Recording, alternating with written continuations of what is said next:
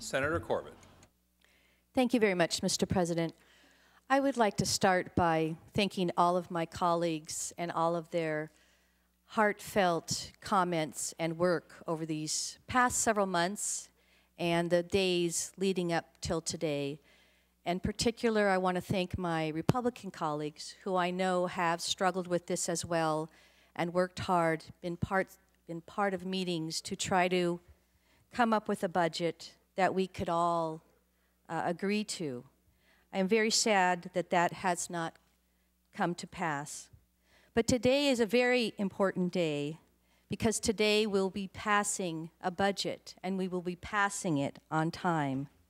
As difficult as it is, this is our responsibility and this is our job. Proposition 25 gave us new rules to allow passage with a simple majority. But for many years, we all know that our Constitution tells us that today is the deadline. We are here to meet that commitment, and we're here to meet it by majority vote. And we've all known that that deadline was coming ever since Prop 25 was passed last November. Sadly, the time has run out to negotiate an alternate plan that could forestall many of these cuts.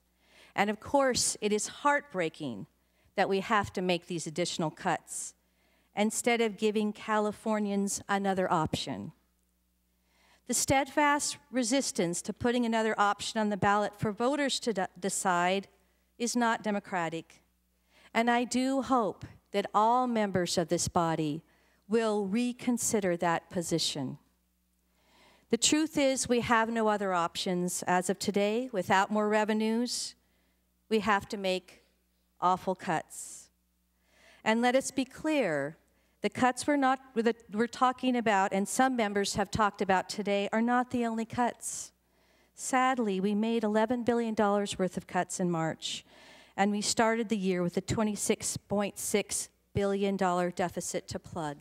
And we've all worked really hard and searched deep into our hearts in making these decisions. Members, I want to comment on a few things that were said on the floor just very briefly. People talk about people moving from the state and people moving from here to there. Members, I hear from people in my district who are raising their children in California. And they worry every day what the future is going to be like for their children and whether they're going to have a decent education. And these are people who move too. They move because they are afraid we will not have an educational system that will allow their children to reach their dreams. And we should be concerned about that. And members, I hear from people in my community who think about moving because they're afraid of the safety in their community. And members, we have to think about those things too when we make these choices.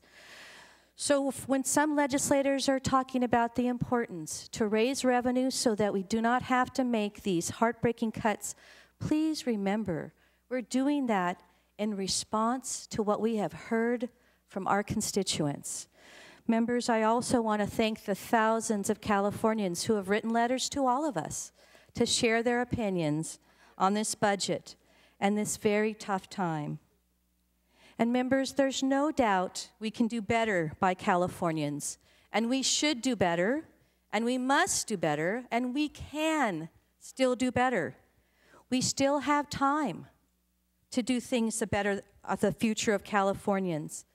I respectfully ask that my Republican colleagues, who I know who have been struggling on these decisions as well, to consider the consequences of what is happening here today. And it's not too late to choose a different course. We will be sending a budget to the governor today, but we will still have the opportunity to negotiate. We will still have an opportunity to do some of the things we have been talking about here on the floor. And we still have the opportunity to give Californians the opportunity to make those choices and allow them to vote on some of these issues.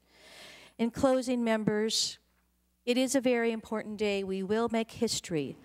But our job is not done. And I know that all of us, in our own ways, are committed to continue to do what we can after today to make California the place that all people know it can be. Thank you.